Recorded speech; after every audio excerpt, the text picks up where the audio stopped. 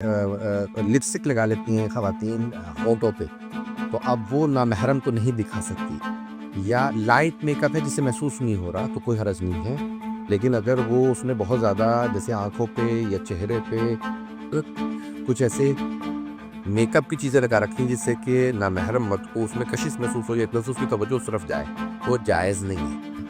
بہت سے لوگ کہتے ہیں بھی واجب نہیں ہے تو میں کیوں کروں، واجب دیکھیں شریعت محمدی میں آیا یہ نہیں ہے کہ آپ کا ہمسایہ بھی اگر بھوکا سو جائے تو آپ گنہگار ہیں کیونکہ ہمسایہ بھوکا سو رہا ہے، تو کیا اگر آپ کے گھر کے اندر آپ کے فادر لا سسر ہیں ساس ہیں بھوکے سو رہے ہیں اور آپ کو کچھ نہیں دے رہے، بیمار ہیں بزرگ ہیں، تو کیا گناہ نہیں ہوگا؟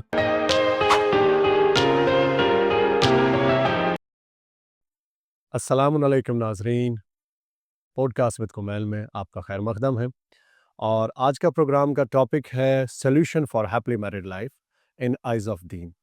اور اس ٹاپک پر آج روشنی ڈالنے کے لیے ہمارے ساتھ موجود ہیں حجت الاسلام والمسلمین علی جناب مولانا سید علی رضا رضوی صاحب، اور ہم ان کا خیر مقدم کرتے ہیں جو کہ تشریف لے کے آئے ہیں UK لندن سے۔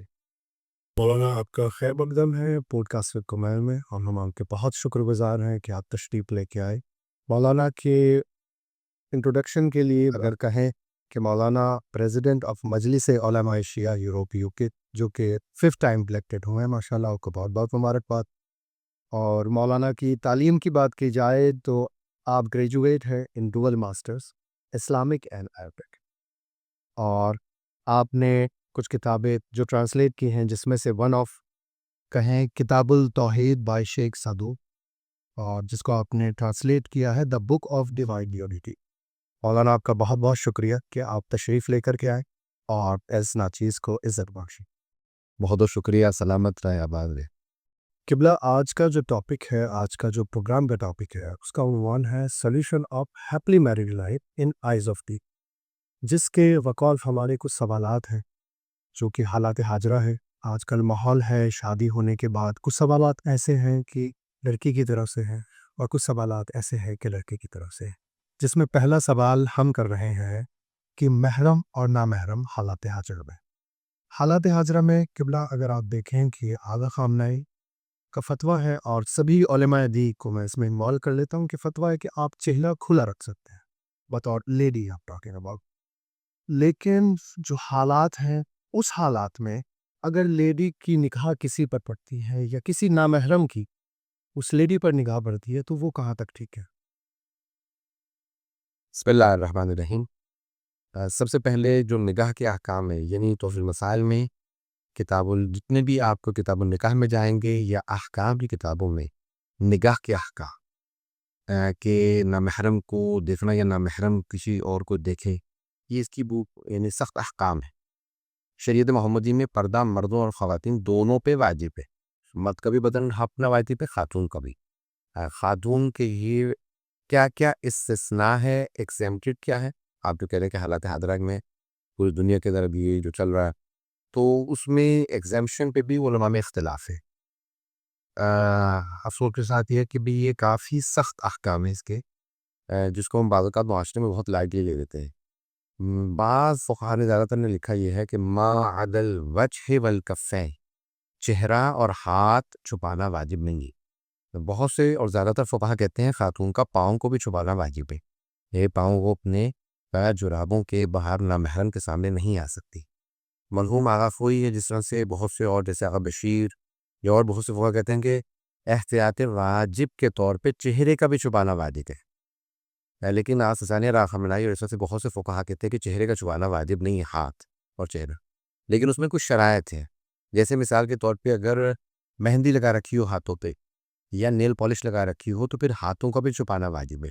کیونکہ وہ بیوٹیفیکیشن ہے، اور عورت کی جو آرائش کہا جاتا ہے، جیسے فارسی میں زینت، عربی میں کہتے ہیں، اردو میں ہم زینت ہی استعمال کرتے ہیں، بیوٹیفیکیشن، کہ عورت اپنے آپ کو آراستہ کرے گی تو صرف اور صرف اپنے شوہر کے لیے، یعنی محرم کے لیے۔ اس کو باپ دیکھ سکتا ہے، اس کو بھائی دیکھ سکتے ہیں، بیٹا دیکھ سکتا ہے، لیکن شوہر نہ محرم مرد جو ہے عورت کی خوبصورتی کو نہیں دیکھ سکتا، یعنی اگر وہ اپنے آپ کو جتنی نارمل ہے اس سے زیادہ اپنے آپ کو خوبصورتی میک اپ کرے۔ تو اچھا، اگر آپ کہیں کہ اس طرح لفظوں کو پلٹ کے، کہ آپ نے کہا کہ مہندی اور نیم پالش شو باقاعدہ ایک میک اپ ہوتا ہے، اگر اس کو کرنے کے بعد بھی چہرہ کھلا ہے۔ اچھا، اب یہ صرف میں نے ہاتھوں کے لیے بتایا تھا اور آپ نے بالکل صحیح سوال کر لیا چہرے سے متعلق، جس میں میں اگلا آنے والا تھا. لیکن چہرے پہ بھی اگر میک اپ کر رکھا ہے، اب لپسٹک لگا لیتی ہیں خواتین ہونٹوں پہ، تو اب وہ نامحرم کو نہیں دکھا سکتی. یا لائٹ میک اپ ہے جسے محسوس نہیں ہو رہا تو کوئی حرج نہیں ہے. لیکن اگر وہ اس نے بہت زیادہ جیسے آنکھوں پہ یا چہرے پہ کچھ ایسے میک اپ کی چیزیں لگا رکھی ہیں جس سے کہ نامحرم مرد کو اس میں کشش محسوس ہو یا اس کی توجہ اس طرف جائے، تو وہ جائز نہیں ہے. اور اگر وہ چہرے کو اس طرح سے میک اپ کر لیتی تو وہ جائز ہے، لیکن اس پہ چھپانا واجب ہے. یعنی وہ جو ہے، اب مثال کے طور پہ بھووں سے متعلق پوری بحث ہے کہ آئی براؤز خواتین بناتی ہیں، یعنی کیا کرتی ہیں، اس کو وہ بھووں کو بال اتارتی ہیں، اس کو وہ خوبصورت بناتی ہے، کیا بناتی ہیں، یا جیسی بھی اس میں وہ رنگ وغیرہ لگا لیتے ہیں یا کچھ، تو وہ خوبصورت بنا دیتی ہے اس کو. کہتے اگر وہ بھووں کا بنانا جیسے آئی براؤز بنانا معاشرے میں عام طور سے عام ہے، یعنی اکثر خواتین کرتی ہیں، عام سے بولا یعنی اکثر خواتین کرتی ہیں، تو پھر آنکھوں کے بھووں کا چھپانا واجب نہیں ہے. لیکن اگر ایک معاشرے کے اندر زیادہ تر خواتین نہیں بناتی بھویں، تو پھر آنکھوں کی جو خاتون بھویں بناتی ہے تو اس کا ان بھووں کو چھپانا بھی واجب ہو. تو بہرحال اب یہ تفصیلی بحثیں ہیں ساری، جو تمام کے تمام میک اپ اور ان چیزوں سے ہماری کتابوں میں موجود بھی ہیں، اور کچھ ہمارے فقہا کے اس میں فتاویٰ کی. ماشاءاللہ قبلہ نے جو پہلے سوالات کے ہم نے کیا تھا اس پر بہتر روشنی ڈالی.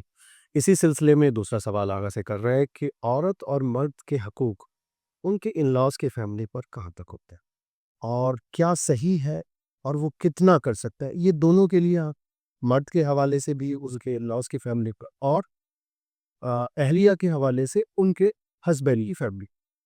سب سے اہم چیز یہ ہے کہ یعنی دو طرفہ حقوق ہیں. اسلام میں حقوق سے زیادہ ذمہ داریوں کی بحث ہے. تو اب یعنی آیا ان لاز سے مراد ہے کہ سسرال جو ہے خاتون کا، اور ان کے اس پہ کیا حق ہیں، اور اس خاتون کی اپنے ان لاز کی طرف ذمہ داریاں کیا ہیں. یا یوں کریں کہ سوال تو چینج کر لیتے ہیں، ان لاز کے بہو پر کیا حق ہے، ہاں، اور بہو کے ان لاز پر کیا حق ہے. چلے یہ بہت اچھا ہو. جی اگر دیکھیں، سب سے پہلی بات یہ ہے کہ حق تو کسی کا کسی پہ کوئی نہیں، صرف یہ ہے کہ ادب و احترام، ایک مومن کا دوسرے کا ادب و احترام واجب ہے، پہلی بات. دوسری بات یہ ہے کہ مثال کے طور پہ گھر میں کھانا بنانا اور سب کچھ کرنا اللہ نے اس پہ فرض اس لیے نہیں کیا تاکہ اگر اس پہ اللہ فرض قرار دے دیتا تو وہ کہتے ہیں ہمارا کیا کر رہی ہے، اپنا فرض ادا کر رہی ہے. تو شریعت نے یہ کہا ہے کہ جب وہ گھر میں کام کرے تو اس کو بار بار سراہو، اس کی تعریف کرو، شکریہ ادا کرو، تاکہ اسے بھی انکریجمنٹ ملے، حوصلہ افزائی ہو کہ وہ کام کرتی رہے. تو اسلام کی نگاہ میں بھی یہ ضروری ہے کہ جو کام کر رہا ہے اس کو اپریشیٹ کیا ہے، جو میں کہنا چاہ رہا تھا. پہلی بات یہ. دوسری بات یہ ہے، بہت سے لوگ کہتے ہیں بھی واجب نہیں ہے تو میں کیوں کروں واجب. دیکھیں دیکھیں شریعت محمدی میں آیا یہ نہیں ہے کہ آپ کا ہمسایہ بھی اگر بھوکا سو جائے تو آپ گنہگار ہیں کیونکہ ہمسایہ بھوکا سو رہا ہے. تو کیا اگر آپ کے گھر کے اندر آپ کے فادر ان لا، سسر ہیں، ساس ہیں، بھوکے سو رہے ہیں اور آپ کو کچھ نہیں دے رہے، بیمار ہیں، بزرگ ہیں، تو کیا گناہ نہیں ہوگا؟ تو میرا مقصد یہ کہنے کا کہ سب ایک دوسرے کو اپریشیٹ کریں، سب ایک دوسرے سے محبت اور عزت کے ساتھ پیش آئیں. اگر یہ عموماً ہو گیا ہے کہ آپ سوالات ہوتے ہیں، ابھی کوئی بحث گھر میں ہوئی یا کوئی مسئلہ ایسا آیا تو ذکر کیا گیا کہ میری ذمہ داری صرف آپ کی ہے، بیوی جو ہے وہ شوہر سے گفتگو کر رہی ہیں کہ میری ذمہ داری صرف آپ کی ہے. اسلامک طور پہ میری کوئی ذمہ داری نہیں ہے کہ آپ کے والدین کی میں دیکھ بھال کروں، ان کے لیے میں کھانا بناؤں یا ان کے لیے میں دوائی دارو کروں. تو کیا یہ ہم اس ذمہ داری سے بھاگ سکتے ہیں؟ دیکھیں سب سے بڑی بات یہ ہے کہ فرض کس پہ ہے؟ بیٹے پہ. جی، اب بیٹا نوکری کرے گا یا مثال کے طور پہ بوڑھے ماں باپ کی دوا دارو کو دیکھے گا، ان کے کھانے پینے کو دیکھے گا. تو رسول اسلام صلی اللہ علیہ وسلم نے بہت زیادہ آسان کیا اور کہا کہ یا علی اے فاطمہ، آپ دونوں میرے ساتھ بیٹھ جائیں، میں آپ دونوں کی ذمہ داریاں بانٹ دیتا ہوں. گھر کے باہر کے کام علی آپ کی ذمہ داری رہیں گے اور گھر کے اندر کے کام میں فاطمہ کو دے دیتا ہوں. جبکہ گھر کے اندر کے کام میں بھی مولا کے اپنے کام اپنے پہ فرض ہیں، جناب سیدہ پہ باہر کے کام. تو لیکن رسول خدا نے تقسیم کر دی ہے نا. اسی طرح سے اب شوہر جاب پہ جا رہا ہے، کما کے لا رہا ہے تاکہ بیوی کی لوگ دیکھ بھال کر سکے، تو بہت سے والدین کے حقوق وہ ادا نہیں کر پائے گا. تو اگر آپ اپنے شوہر کا ہاتھ بٹا دیں گی تو آپ بھی ثواب میں شریک رہیں. تو اس لیے میری اپنی تمام بہنوں بیٹیوں سے درخواست ہوگی کہ یہ نہ سوچے کہ یہ شوہر کا واجب ہے، میرا تو ہے نہیں، تو وہ نوکری تو چھوڑ نہیں سکتا، تو اس لیے اس میں تھوڑا سا ہاتھ بٹا دیں. اور ایسے بہت سے کام ہیں، مثال کے طور پہ شوہر کہہ کہ بھی ٹھیک ہے جی، سامنے مجھ پہ بھی تو صرف 2 ہی جوڑے واجب ہیں، اس سے زیادہ لے کے دکھا دو. اگر زبردستی اور یہ کہ بھی میرے پہ اس سے زیادہ فرض نہیں ہے، تو یہ لڑائی جھگڑنے والی بات نہیں ہے کہ بھی وہ خاتون کہ بھی مجھے شوہر بھی کہنے لگے کہ بھی ٹھیک ہے تمہارے پہ واجب نہیں میرے ماں باپ کی خدمت، تو میرے پہ بھی واجب نہیں ہے، تو میں تمہیں 2 زیادہ جوڑے لے کے دوں سال میں، صاحب میں 2 جوڑے واجب ہے، 2 جوڑے لے لوں گا. یہ نہیں ہونا، رویہ بدلے کا اور مقابلہ بازی نہیں ہونی چاہیے. یہ جو آج ہمارے ہاں معاشرے میں نا ایک بدلہ اور مقابلہ چل پڑا ہے، میں آپ کی وساطت سے جو بات پہنچانا چاہ رہا ہوں اپنی بہن بیٹیوں تک کہ یہ رویہ غلط ہے. بلکہ یہ کوشش کریں کہ محبت سے، اور اگر کسی کے کام آ جائے گا تو اس کا ثواب تو ملے گا ہی ہمیشہ. تو یہ تو میرے بغیر اجازت کے آپ گھر سے باہر نہیں جا سکتے. میں آپ کو اجازت نہیں دوں گا. میں نے یہ سب دیکھا کہ اگر تم میرے ماں باپ کی دعا نہیں کرو گے تو پھر میرے اپنے ماں باپ سے میں ملنے کی تمہیں اجازت نہیں دے رہا، کیونکہ تم پہ واجب ہے میری. یہ باتیں نہ کریں، اس سے سوائے جھگڑے فساد کے اور کچھ نہیں ہوتا. یہ بحثیں جو آج حقوق کی بحثیں شروع ہوئی ہیں نا، جس میں میں شروع میں اشارتاً میں کہہ رہا تھا، میں بھی دوبارہ صراحتاً کہوں گا، یہ مغربی دنیا سے شروع ہوئی ہیں. جی.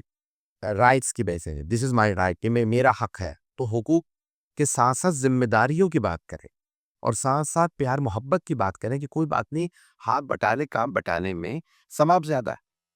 تو یہ تو اگر آپ کسی کافر اور کسی غیر مسلم کے لیے کو دوا دارو کر دیں گے، کھانا کھلا دیں گے، تو اس کا بھی ثواب ہے.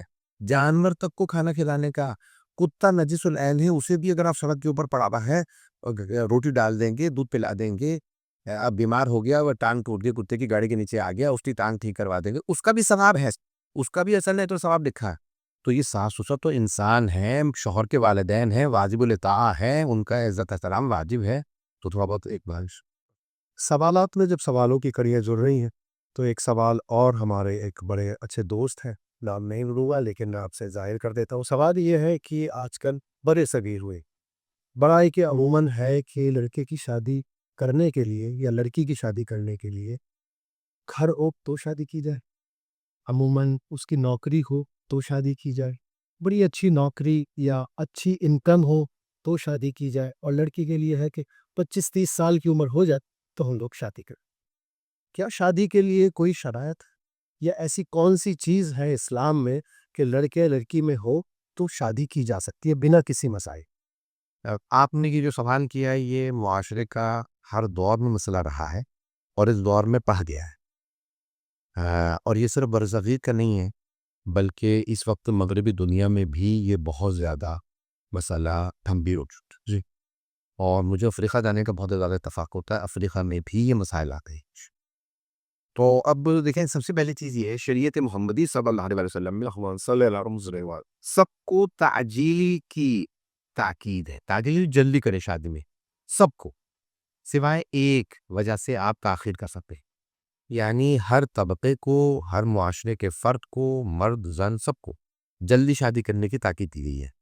صرف اور صرف ایک وجہ ہے جس میں تاخیر، وہ ہے تعلیم، کہ آپ تعلیم کی خاطر تاخیر کر سکتے ہیں کہ ابھی تعلیم مکمل نہیں ہوئی تو اس کے علاوہ کسی کیوں کہ، اور اگر اس میں بھی حرام میں مبتلا ہونے کا خطرہ ہو تو پھر آپ تعلیم کی وجہ سے بھی تاخیر نہیں کر سکتے. کہ جب آپ کہہ رہے ہیں تعلیم یہ کمپلسری ہے یا جب آپ کی تعلیم چل رہی ہے تو آپ ایکسکیوز کر سکتے ہیں؟ نہیں، کمپلسری نہیں ہے، نہیں، بلکہ یہ ہے کہ اس میں چھوٹ ہے کہ یعنی تعلیم کی خاطر، مثال کے طور پر بہت سے لوگ پردیس جاتے ہیں، بہت سے لوگ تعلیم میں ان کو بہت زیادہ وقت چاہیے ہوتا ہے، اور اس کے علاوہ ایسے بھی شادی جب ہو جاتی ہے تو انسان تعلیم کو وقت نہیں دے پاتا. تو اس لیے یہ کہا گیا ہے. اب میں اس کی احادیث کو نہیں پیش کروں گا کیونکہ بعض اس میں ایسے الفاظ ہیں. تو بہرحال احادیث میں آیا ہے کہ تاخیر کر سکتے ہیں تو صرف اسے تعلیم کے خاطر علم حاصل کرنے کے لیے کریں. دوسری وجہ یہ ہے، دوسری جو اہم نقطہ یہ ہے، شریعت محمدی میں کہا گیا ہے کہ شادی کرنے سے رزق آتا ہے. ماشاءاللہ.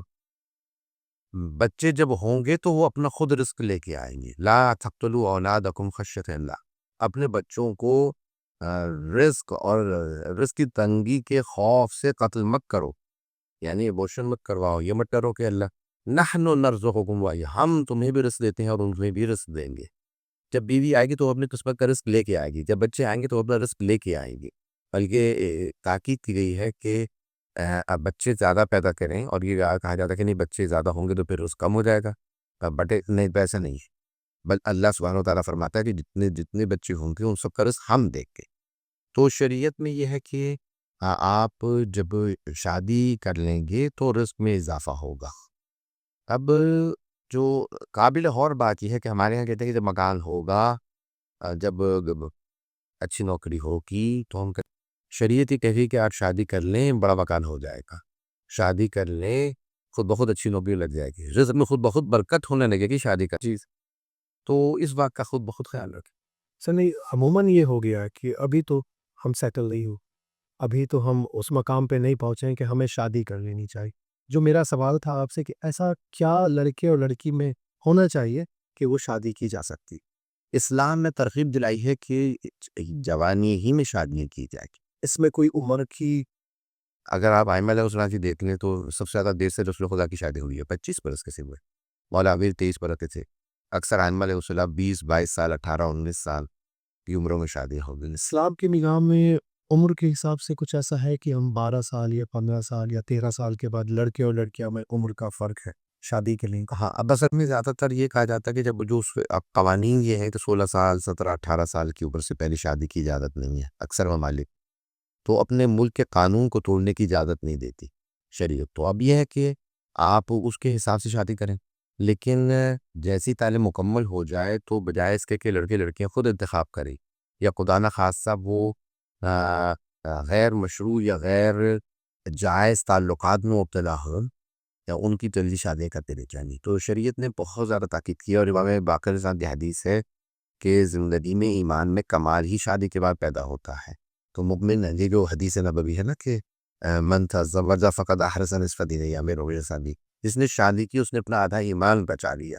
تو جب شادی کرنے سے انسان گناہوں سے بچتا ہے اور ایمان کامل ہوتا ہے۔ اچھا، اگر اس میں چھوٹی سی بات اور ایڈ کر رہا ہوں، ہمارے یہاں کہتے ہیں کہ بالغ ہونے کے بعد اچھا کنٹری کے حساب سے آپ مختار ہو جاتے ہیں۔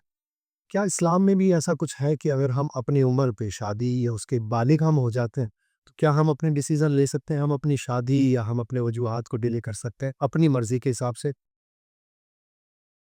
اچھا، اس میں شریعت محمدی صلی اللہ علیہ وسلم نے سب سے زیادہ مسئلہ جو ہے وہ ہے کنواری لڑکی کے لیے کہ وہ بغیر باپ کی یا ولی کی اجازت کے بغیر شادی نہیں کر سکتا، اور لڑکے کی اجازت جو دی بھی گئی ہے تو وہ یہ ہے کہ یعنی والدین تاخیر نہ کرے، یہ یعنی جس قدر ہو سکے، نہیں ائمہ علیہ السلام کی شریعت میں اجازت ہے کہ وہ اپنی مرضی سے شادی کر سکتے ہیں، لیکن ہوتا یہ ہے کہ انسان کئی فیصلوں میں ہمیشہ غلطی کا وہ مرتکب ہو جاتا ہے، کیونکہ تجربہ کار نہیں ہوتا، خاص طور سے لڑکے کے رشتے کے لیے کہتے ہیں کہ ماں یا بہنوں کو دیکھنا چاہیے، کیونکہ مرد کو ایک ماں ہی سمجھ سکتی ہے کہ میرا بیٹا کیسا ہے اور اس کے مطابق لڑکی لے کے آئے گی، لیکن مائیں اتنا سخت نہ بنا دیں کہ انہیں کوئی لڑکی پسند نہ آئے یا معیارات بہت زیادہ بنا دو۔ آج کے معاشرے میں یہ بہت زیادہ ہو رہا ہے کہ وہ اتنا سخت بنا دیتی ہیں۔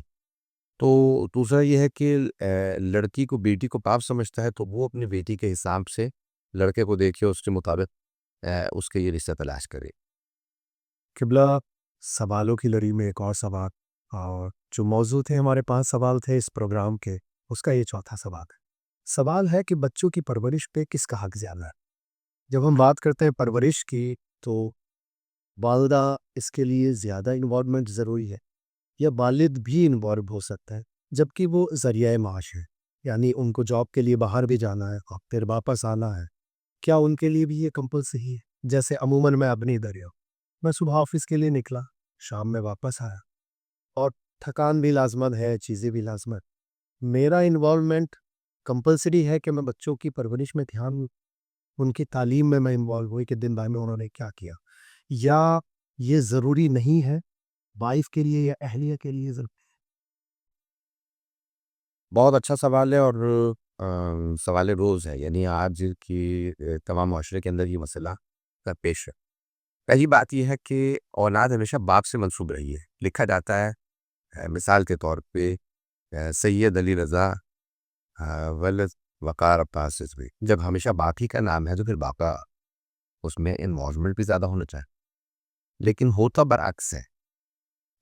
محسوس یہ ہوتا ہے کہ جیسے یہ بچے ماں ہی کے ہیں، جی، اسی نے پیدا کیے ہیں، اسی نے پالنے ہیں، اسی نے سارے فیصلے کرنے ہیں اور اسی نے ان کو پروان چڑھانا ہے۔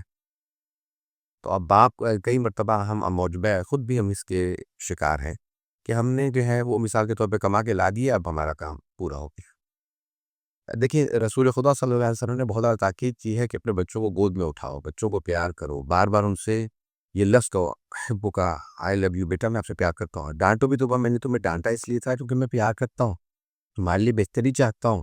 بچوں کو بار بار اس کا اظہار کرے، اور صرف رسول اکرم صلی اللہ علیہ وسلم نے صرف فرمایا نہیں ہے، کر کے دکھایا۔ اللہم انی احب حسن، اللہم انی احب حسین، پروردگارا مجھے حسن سے محبت ہے، مجھے حسین سے، اللہم انی احبہما، مجھے ان دونوں سے محبت، یعنی بار بار اس بات کا اظہار کرتے تھے۔ تو یہ بار بار کہنا بچوں سے محبت کو بڑھاتا ہے۔ دوسرا یہ کہ بھئی اگر آپ دیکھیں تو یعنی ماں کی ذمہ داریاں اور ہیں، باپ کی ذمہ داریاں اور ہیں۔ لڑکے کی زندگی میں ایک فادر فگر کا جو لفظ استعمال ہوا نا، کہ اس کو ایک باپ کے کردار کی ضرورت ہوتی ہے، کہ جو اس کے اوپر دیکھیں ماں محبت اور کاموں کے لیے ہے، لیکن باپ جو ہے اس کا انوالومنٹ بہت ضروری ہے۔ کچھ چیزیں باپ ہی تربیت میں دیتا ہے، تربیت کے دے چاہے وہ کھیل کود ہو، چاہے وہ جسمانی پرورش ہو، چاہے نفسیاتی پرورش ہو۔ حتیٰ بیٹی بھی باپ کو چاہتی ہے کہ میرے سب پہ ہو، لیکن بیٹے کو زیادہ ضرورت ہوتی ہے۔ لیکن دونوں کو ایک فادر فگر کی، یہ باپ کے وجود کی، اللہ نے اسی لیے مار بار دو گھر کے اندر ہے کہ دونوں کا اپنا اپنا کردار ہے۔ تو اس لیے بہت ضروری ہے کہ وہ دونوں اپنا کردار ادا کریں۔ مثال کے طور پہ اگر ماں ان کو محبت دے رہی ہے، تیرا عام طور سے ہوتا یہ ہے کہ باپ سخت ہوتے ہیں اور مائیں نرم ہوتی ہیں، جی، لیکن ہونا برعکس چاہیے، باپ کو نرم ہونا چاہیے، ماں کو سخت ہونا چاہیے۔ علم نفسیات کی روح سے وہ تمام بچے زیادہ ترقی کرتے ہیں جن کی مائیں سخت ہوتی ہیں، تعلیمی میدان میں زیادہ ترقی کرتے ہیں۔ تو اس لیے بہرحال دونوں کا اپنا اپنا ایک کردار ہے اور دونوں کا اپنا اپنا ایک رول ہے، یعنی دونوں کا ایک نقش ہے بچے کی زندگی میں، اور دونوں کو اپنا نقش ادا کرنا چاہیے۔ جب تک اپنا نقش ادا نہیں کریں گے بچے کی زندگی میں وہ تکامل نہیں آئے۔ کہ عموماً یہ تھا جاتا ہے، ارے بھائی میں جاب کر کے آؤں، ابھی تھکا ہوں، اب آ کر کے ان کو بھی سنبھال۔ یہ زبان میں اس لیے استعمال کر رہا ہوں کیونکہ یہ عموماً استعمال کیوں صحیح ہے، تو ہمیں اسی زبان میں پھر یہ ہے کہ ہمیں پوچھنا بھی پڑ رہا ہے۔ دیکھیں اب مسئلہ یہ ہے کہ ایسا نہیں ہے کہ سارا دن جو ہے وہ جو کہہ رہے ہیں کہ میں اب بچوں کو بھی دیکھوں، تو آپ کی بیوی بھی سارا دن ایسا نہیں تھا کہ وہ ہاتھ پہ ہاتھ رکھ کے بیٹھی تھی۔ انہوں نے کبھی صفائی کی، انہوں نے کھانا بنایا، کپڑے دھوئے، بچوں کو مسلسل کھانا دیا، دیکھا وہاں۔ تو اب رات کو آنے کے بعد مرد کو اللہ نے زیادہ طاقتور بنایا ہے، بچوں کے معاملے میں قربانی ماں زیادہ دیتی ہے۔ تو اگر باپ سے ہے وہ اس میں کوئی نہ کوئی کردار ادا کرے اور کوئی نہ کوئی انوالومنٹ ہو، کم از کم اتنا ہی پوچھے، ہاں جی آپ لوگ اسکول کیسے، کیا پڑھا، کیا کھایا کھا، یعنی تھوڑا بہت ایک انٹریکشن ہونا بہت ضروری ہے۔ جب وہ انٹریکشن ہوتا ہے تو پھر بچوں کو محسوس ہوتا ہے کہ ہاں ہمارا باپ کے ساتھ انٹریکشن ہے، ایک چاہے کسی بھی حد تک ہو، وہ بہت اس کا ضروری ہے۔ ماشاءاللہ قبلہ، ہاں پورا پروگرام مکمل ہونے کی آخر پر ہے، اور اس کڑی کا آخری سوال آپ سے، سوال یہ ہے آگا کہ عموماً جو آج فی الحال کپلز اور فیملی جو ہو رہے ہیں اس میں ایک سوال آتا ہے اہلیہ کی طرف سے، کیا ہم جاب کر سکتے ہیں اور ہم کیوں جاب نہیں کر سکتے؟ یہ میری مرضی ہے، میں کسی بھی حالات پہ ہوں، جاب کر سکتے ہیں۔ اچھا ٹھیک ہے، جاب کرنا وہ بہتر جواب آپ دے، لیکن کیا بچے چھوٹے ہونے پر جو کہ بچے بول نہیں پاتے، یا ضروری ہے کہ ان کو نینی کے پاس یا آیا کے پاس چھوڑ کر کے جایا جائے، یا کسی اور ٹیک کیئر سینٹر پہ چھوڑ کر کے جایا جائے؟ اب یہ آگا اس سوال کے لیے، کیا جاب ہمارے یہاں بیوی کے لیے جائز، یا اگر جائز نہیں ہے یا اس کے لیے کوئی شرائط نہیں تو اس پہ تھوڑی سی روشنی۔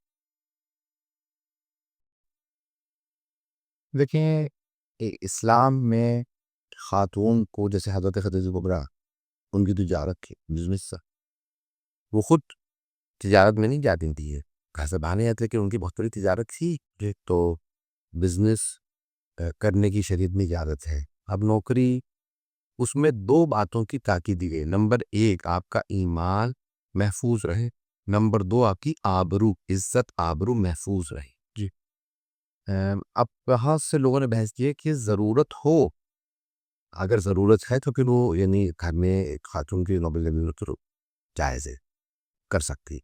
چل ہمارے یہاں ایک یہ عموماً مسئلہ ہے، ہم جہاں جاب کرتے ہیں وہاں ڈریس کوڈ ہے، وہ عورت کے لیے بھی ہے اور وہ مرد کے، اگر اسلام کی نگاہ سے اس کو دیکھے تو وہ جائز نہیں ہے، کیونکہ جو جسم کی نقشی ہے وہ اس میں پوری طریقے سے دکھائے۔ ہاں، تو میں نے پہلے ہی کہہ دیا کہ عزت آبرو کا محفوظ ہونا شرط ہے۔ اب اس کی ڈگنیٹی، اس کی عزت، اس کی آبرو اور اس میں حجاب شرط ہے۔ اب جائز جواز ہم نے کہا کہ جائز ہے لیکن شرائط کے ساتھ، نمبر ایک۔ نمبر دو ہے کیا ایک خاتون بغیر شوہر کی اجازت کے جاب کر سکتی ہیں؟ تو اس میں پوری بحث ہے کہ آیا گھر سے باہر جانے کے لیے شرط ہے یا نہیں ہے؟ یہ شرط ہے۔ تو اب جالو قوامون علی النساء، یہ بری بحث ہے، میں اس میں جانا نہیں چاہتا کہ کریئر ویمن جو ہیں جو اپنا کریئر بنانا چاہتی ہیں، خواتین وہ چاہتی ہیں کہ نہیں، تو وہ پہلے سے شرط رکھیں گی اپنی شادی کے وقت کہ مجھے یہ جاب سے نہیں روکے۔ لیکن اگر مرد پہلے سے شرط رکھ دے کہ میری بیوی کبھی بھی بغیر میری اجازت کی جاب نہیں کر سکتے تو وہ بھی نہیں کر سکتے، تو دونوں طرف سے ایک مصالحہ کریں گے، لیکن اپنی عزت آبرو کا، اپنے نامحرم اور درندہ صفت مردوں کی بری نگاہوں کا اپنے آپ کو مرکز بنانا کسی بھی طرح سے جائز نہیں۔ اب اس میں سب سے جو اہم چیز ہے جو آپ نے ایک اشارہ کیا کہ آیا اور وہ نینی کے یا ڈے کیئر سینٹر میں اپنے بچوں کو چھوڑ جائے، یاد رکھیں کہ یہ جو کہا گیا کہ 7 سال تک، امیر اولیاء صاحب کی حدیث سے نقشی، 7 سال تک بچہ آپ کا سردار ہے، سیدوں کا، آپ کا سردار ہے، تو کیا مطلب؟ یعنی اس کو دوسروں کے رحم و کرم پہ مت چھوڑو، اسے یعنی سختی مت کرو۔ تو کیا مطلب؟ یعنی اس کا مطلب ہے ماں باپ خود اس کی دیکھ بھال کرے، 7 سال تک بچے کو توجہ اور محبت، یہ نہیں کہ ادب نہ سکھائیں، کہ اگر وہ بے ادبی کرتا ہے تو اس کو ادب سکھائیں، لیکن 7 سال تک بچہ جو ہے وہ دوسروں کے رحم و کرم پہ نہ ہو۔ 2 سال اس کو دودھ پلانا، پھر اس کے بعد 2 سال اگر طلاق ہو جاتی ہے تو پھر وہ ماں کے پاس رہے گا، 7 سال بیٹی ماں کے پاس رہے گی۔ اس کا مطلب ہے کہ 7 سال تک ان کی ضروریات ماں ہی سے وابستہ ہے، اور 7 سال تک جو ہے وہ ماں خود ان کو ٹائم بھی دے۔ ایک اہم جو نقطہ ہے قابل غور ہے وہ یہ ہے کہ بہت سی ایسی چیزیں کہ اگر ماں اور باپ دونوں ہی کام پہ ہو، جیسے آج زیادہ تر معاشرے میں ہو چکا ہے، امریکہ میں، کینیڈا میں، یورپ میں، اور اب ہندوستان پاکستان میں بھی بڑے شہروں میں مہنگائی اتنی زیادہ ہو گئی ہے کہ جہاں دونوں کو کام کرنا پڑتا ہے، حتیٰ مڈل ایسٹ میں، مشرق وسطیٰ میں اگر آپ دیکھیں گے، بس ایشیا میں، حتیٰ بہت سے افریقی ممالک میں، آسٹریلیا، نیوزی لینڈ وغیرہ چلے جائیں، تو ہر جگہ پہ دونوں نوکری کرتے ہیں، جاب کرتے ہیں، تب جا کے گھر چلتا ہے۔ اب اس کے اندر بچہ ہمیشہ رحم و کرم پہ ہوتا ہے، دوسروں کی، اس کی ادب، تربیت، تعلیم تمام دوسروں کے رحم و کرم پہ ہوتی ہے۔ تو میں دوبارہ تاکید کروں گا کہ جب تک ضرورت نہ ہو تب تک ماں خود بچے کو جو توجہ دے گی وہ نینی یا کوئی گھر میں خادمہ آیا وغیرہ، وہ اس طرح سے اس بچے کو پالنے میں، تربیت کرنے میں کردار ادا نہیں کر سکتی۔ اچھا، اور اس میں ایک چھوٹا سا سوال اور ایڈ کر دیتے ہیں، مانا کہ اہلیہ جاب نہیں کر رہے ہو، کیا مرد پہ واجب ہے کہ وہ اپنی معاش سے اس کو مہینے کا اس کے پرسنل خرچات کے لیے خرچہ دے؟ اگر وہ بچوں کی دیکھ بھال کے لیے چاہے تو مانگ سکتی ہے کہ مجھے کچھ جیب خرچ دے دیجیے اس کا کہ میں اپنے بچوں کی دیکھ بھال۔ کہ اپنے پرسنل خرچات جو بھی ہو، میک اپ سے ریلیٹڈ ہو، حالات حاضرات اگر میک اپ سے ریلیٹڈ ہو سکتے ہیں، ان کے اپنے پرسنل پرچیز کے ریلیٹڈ ہو سکتے ہیں، کیا وہ مرد پہ واجب ہے؟ دیکھیں، واجبات تو مشخص ہے جو بتایا گیا کہ گرمیوں کے اور سردیوں کے جوڑے لے کے لے گا، اسی طرح سے اس کے جو یعنی گھر کا خرچہ ہے، کھانے پینے کا، جو اس کو کہا جاتا ہے کہ جو تکلیف شرعی ہے یا جس کو کہا جاتا ہے کہ ذمہ داری ہے بیوی کی مرد پہ، وہ اس کی روزمرہ کے ضروریات کی، اس کے علاوہ اس پہ واجب نہیں ہے، لیکن وہ کہہ سکتی ہے کہ میں اب آپ کے جو بچے آپ سے منسوب ہیں، میں نے بچوں کو جانا، میں ان کو دودھ پلائے کا بھی وہ مس کیا، بچوں کو لک آفٹر کرنے کا تھوڑا بہت میں خرچہ لے سکتا، یعنی اس طرح سے وہ یہ نہیں کہ باقاعدہ جیسے ڈے کیئر سینٹر کے اخراجات دینے پڑتے ہیں، وہ بیوی کو کہے کہ مجھے اسی طرح کے اخراجات دیجیے، تو نہیں، بلکہ یہ اس طرح سے کہ مجھے وہ گفٹ کی شکل میں کچھ ایسا پیسہ دیجیے کہ جو میں اپنے بچوں کی جو لک آفٹر کر رہی ہوں وہ میں جاب نہیں کر رہی ہوں کا۔ لیکن میری دوبارہ درخواست یہ ہے، یہ ان حالات میں ہوتا ہے جہاں پہ ایک شوہر افورڈ کر سکتا ہو، اس کے لیے حالات بہتر ہوں۔ تو آج کل جن حالات سے مہنگائی اور سختی کے حالات میں ہیں، میاں بیوی ایک گاڑی کے 2 پہیے ہیں، جب تک وہ دونوں خود اس گاڑی کو چلائیں گے نہیں، ایک پہیا گاڑی کو نہیں چلا سکتا، تو دونوں پہیے جب ایک میں بریک لگی ہو، دوسرا میں حرکت میں ہو، تو میں نیچے رکھو نہیں سکتا. تو اس لیے ضروری ہے کہ دونوں حرکت میں رہیں، گھر کو چلانے میں دونوں مدد کریں اور بچوں کی تربیت ایسی کریں کہ آئندہ آنے والے معاشرے میں آپ ایک ایسے بچے دنیا کو دے کے جائیں جو آئندہ آنے والے بچوں کے اچھے ماں باپ بن سکے. ایسا نہ ہو کہ آپ ایسے بچوں کو چھوڑ کے جائیں کہ آنے والے بچوں کو برے ہی ماں باپ. جی. تو بچوں کی تربیت میں سب سے بڑا جو کردار ہے وہ ماں کا ہے. اس کے بعد جو کردار ہے وہ بھی ماں کا ہے. اس کے بعد جو کردار ہے وہ بھی ماں کا ہے. پھر جو کردار ہے وہ باپ کا ہے. اور پھر جو ہے وہ دیگر جو گھر کے بڑے ہیں جیسے دادا دادی، نانا نانی، مامی، ماموں، پھپھی، خالہ، چچا وغیرہ، اور پھر بڑے بہن بھائی. تو جو کردار ماں اور پھر اس کے بعد باپ کا، یہ سب سے بڑا نقش. ماشاءاللہ اگر آپ سے 5 سوال کے اور 5 سوال کے جو ہے وہ کمپلیٹلی سیٹسفیکٹنٹ جواب ہمیں ملے. ماشاءاللہ مولا آپ کو سلامت رکھے. آگا جو حالات حاضر ہے اس پہ کس موضوع پہ آپ سے کچھ چند الفاظ اور ایک میسج ایک اپنی قوم کے لیے. ٹاپک تھا solution for happily married life in eyes of the Islam. دیکھیے دین کی نگاہ میں جو ہیپیلی میرڈ لائف ہے، یعنی جس میں دونوں میں بھی خوش ہو، تو اس میں جب خوش ہوں گے تو پھر خوشی ہوگی. اور اس میں سب سے پہلا جو میاں بیوی کے لیے ہے وہ ہے مسکرا. آپ ہمیشہ مسکرا کے بات کریں. جب آنکھیں چڑھی ہوئی ہوں، بھویں چڑھی ہوئی ہوں اونچی آواز سے، اور زبان الفاظ وہ نشتر نہ ہوں بلکہ وہ الفاظ جو ہیں وہ پیار محبت سے ادا کریں. تو پہلا اصول یہ ہے کہ محبت سے بات کریں، دھیمی آواز میں بات کریں، مسکرا کے بات کریں. نمبر 2، بات ضرور کریں، ایک دوسرے کو ایوائڈ نہیں کریں. یہ نہیں ہو کہ ایک دوسرے سے بات نہیں کریں. نمبر 3، جب بھی ایک دوسرے کے درد و تکلیف کو محسوس کرنے کی کوشش کریں. میں پہلا اصول بتا دوں اپنے تمام کے تمام سامعین ناظرین کو. مرد جب کہتا ہے کہ میں بات نہیں کرنا چاہتا تو وہ یہی کہہ رہا ہوتا ہے کہ میں بات نہیں کرنا چاہ رہا اس موضوع پہ، مجھے بار بات مت پوچھو.